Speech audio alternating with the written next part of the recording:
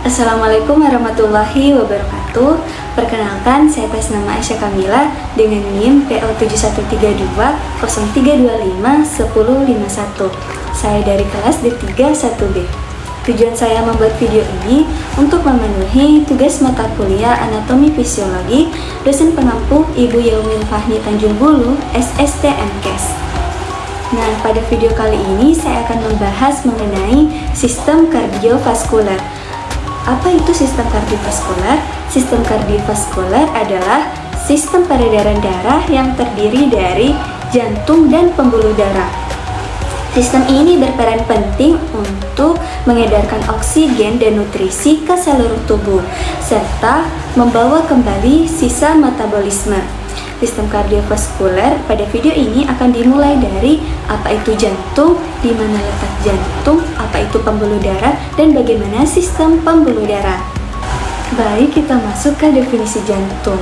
Apa itu jantung? Jantung adalah organ vital yang berfungsi sebagai pompa utama dalam sistem peredaran darah. Jantung terbuat dari otot khusus yang disebut sebagai miokardium dan bekerja tanpa henti untuk memompa darah, baik darah yang mengandung oksigen maupun darah yang mengandung karbon dioksida. Setelah kita mengetahui definisi jantung, kita masuk ke letak jantung. Secara anatomi, jantung terletak di dalam rongga dada atau toraks, tepatnya di belakang tulang dada atau sternum, dan agak condong ke sebelah kiri. Karena posisinya itu, saat kita meletakkan tangan di dada sebelah kiri, kita bisa merasakan denyut jantung. Untuk bisa mengedarkan darah ke seluruh tubuh, jantung tentu tidak bekerja sendirian. Terdapat saluran khusus yang menjadi jalannya darah, yaitu pembuluh darah.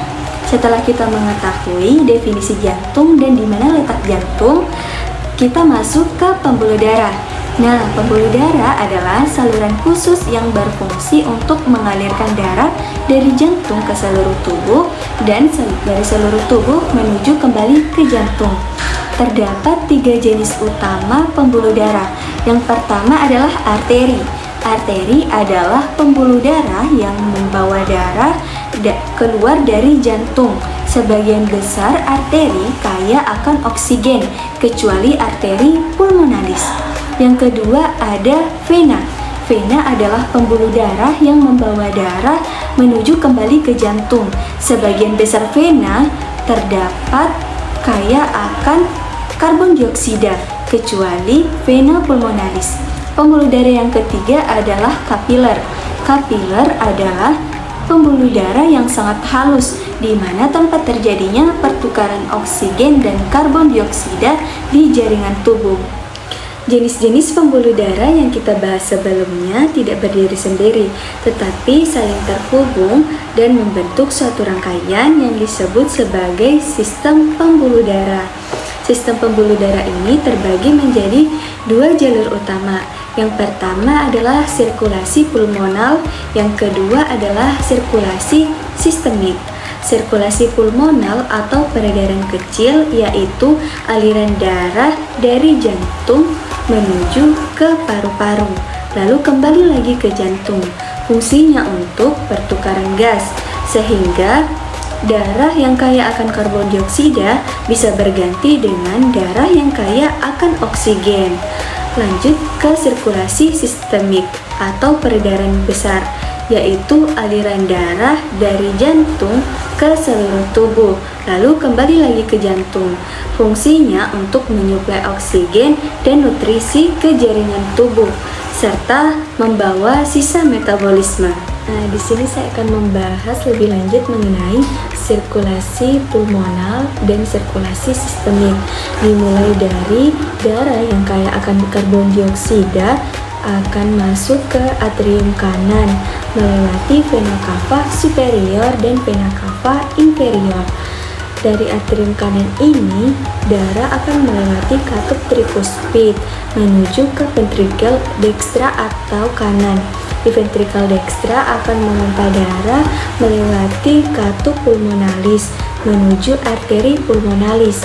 Arteri pulmonalis bercabang, ada arteri pulmonalis dextra dan arteri pulmonalis sinistra. menuju ke paru-paru kanan dan ke paru-paru kiri. Di paru-paru ini karbon dioksida akan dilepas dan oksigen akan diambil. Darah yang kaya akan oksigen akan kembali lagi ke jantung melewati vena pulmonalis lalu menuju ke atrium kiri. Di atrium kiri ini darah akan melewati katup bikuspid menuju ke ventrikel kiri. Nah, di ventrikel kiri ini darah akan memompa menuju ke katup aorta dan masuk ke aorta. Nah, di aorta ini darah akan mengalir ke seluruh tubuh, mulai dari ekstremitas superior dan ekstremitas inferior, melewati pembuluh arteri, kemudian ke kapiler jaringan. Pada kapiler jaringan, darah yang kaya akan oksigen akan dilepas ke sel-sel tubuh dan karbon dioksida akan diambil. Darah yang kaya akan karbon dioksida akan kembali lagi ke jantung melewati vena cava superior dan inferior. Siklus ini akan diulang kembali dari awal.